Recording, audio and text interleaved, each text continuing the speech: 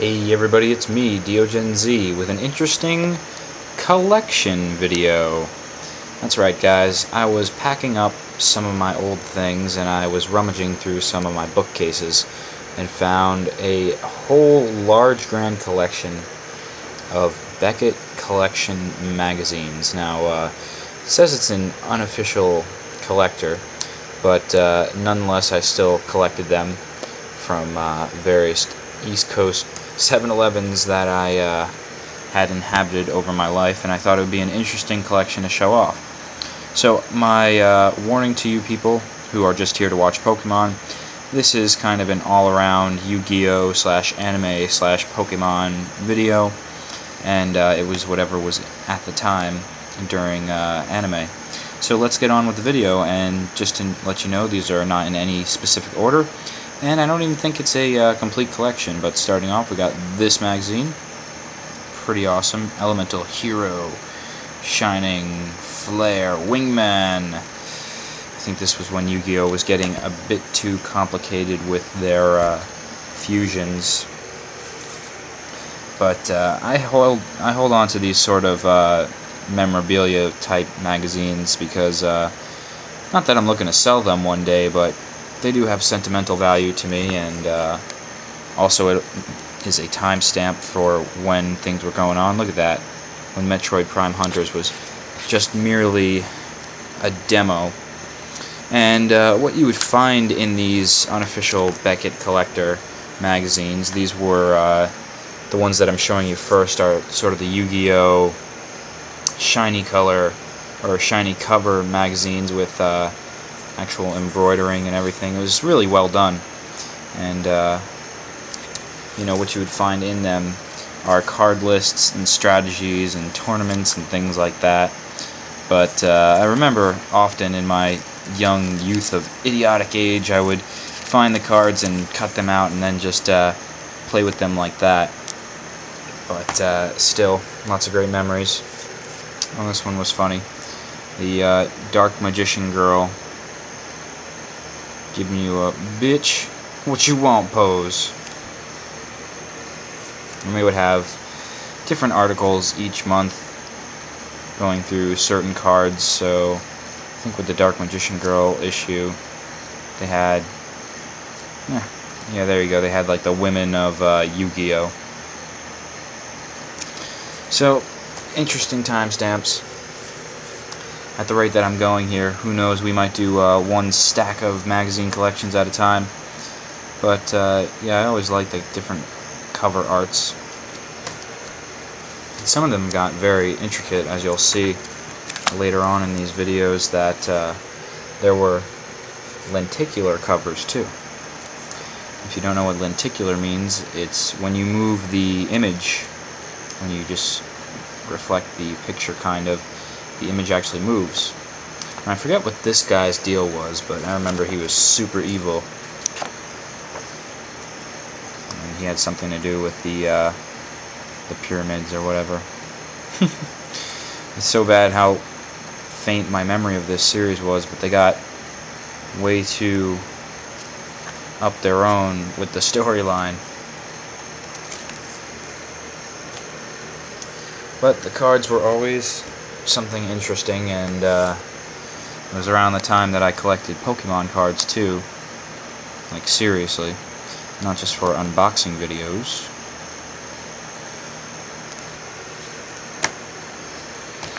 I remember they'd always have the sweepstakes for you to win various card boxes, so you could win whole sets, and they were always unattainable, but in every issue they would try to get you. Mail in, kids, because you can win this whole box set. And this was Ra, legendary dragon of the trio, with Slifer and Obelisk, the Tormentor.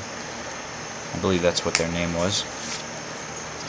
But a lot of these covers, you know, most of these have been kept in pretty great condition, so I thought it would be a good time to digitize my collection pretty much and share it with you guys here on YouTube.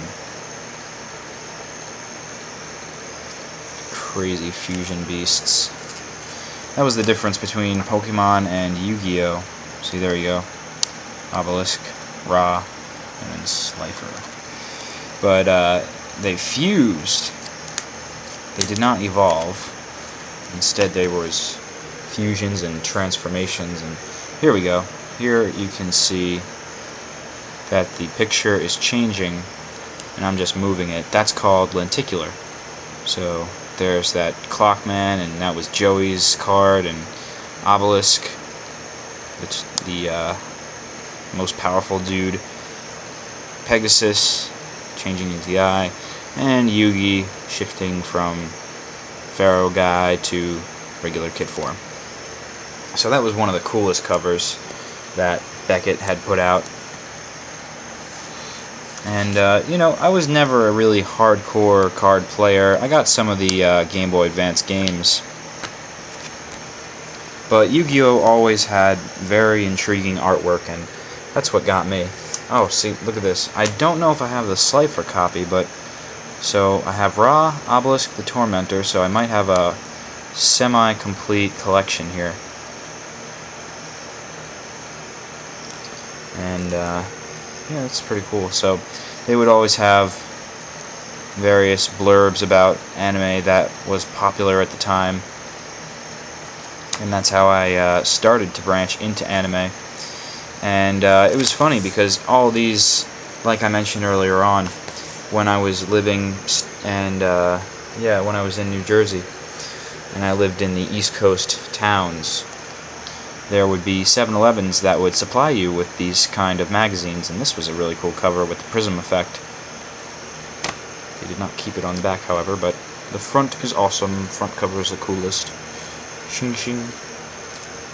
But so in these various East Coast towns, 7-Elevens, I would pick these up, and it's funny. Anytime I walk into a 7-Eleven now, which is much rarer than it used to be, but I don't see these anymore. So that's why I also thought it would be a cool thing to bring out. And yes, as a matter of fact, I do have the full collection. I have Obelisk, Slifer, and Ra.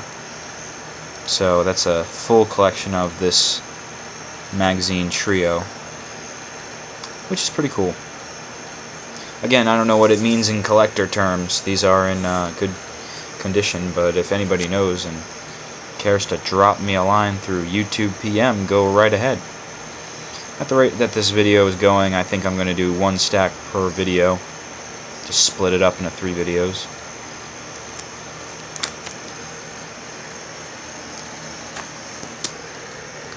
But these really, really great cover magazines. These ones, look at my grammar in English. These magazines I had a certain sense about my youth not to cut up. You know, some of the other ones, some of the lesser quality, not lesser quality, but kind of like paperback magazines, you'll see later in another video, I actually cut into them to get the cards and just play amongst myself and my brother. And, you know, it was fun at the time, but looking back, I was an idiot to do so.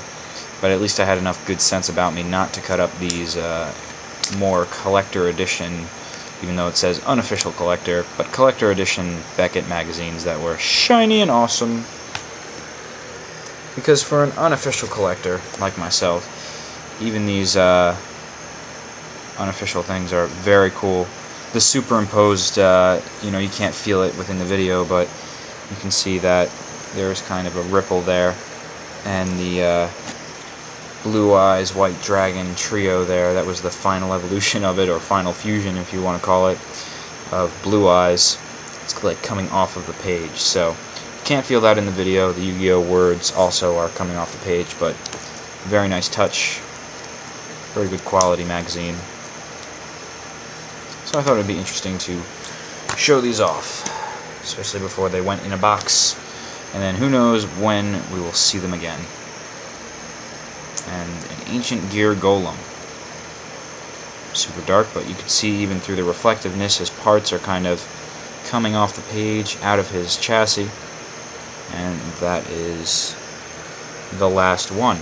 So that was my pile of Yugioh, Beckett, Unofficial, Official, Collector, Special Edition magazines, whatever you want to call them. I got these over years of periods of my youth, and they have a lot of sentimental value to me, so thought I'd show them off. In the next video, I'll go through all of my softcover magazines that would also come out, and those came out more frequent than the special edition Yugioh semi-hardcover, superimposed, lenticular, shiny prism magazines did, so tune in next time to check that out. And let me know what you thought of this collection, and if you guys have done similar in collecting any type of magazine, let me know also below in the comment section. I've been DeoGenZ, and I'll see you next time, guys.